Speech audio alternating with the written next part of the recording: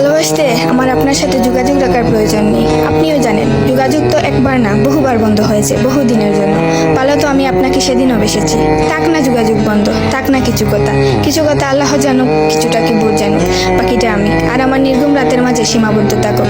কিছু একটা অপূর্ণ ছিল যা কখনো পূর্ণতা পায়নি। কেউ একজন আমারও ছিল কিন্তু সে আমার হয়নি। তারপর যাকে বহুবার দেখার পরেও মন ভরে নাই, তাকে আজ বহুদিন দেখি না। তোমাকে আজও পুরোপুরি ভুলে ওঠা হয়নি। তুমি আছো, তুমি রয়ে গেছো।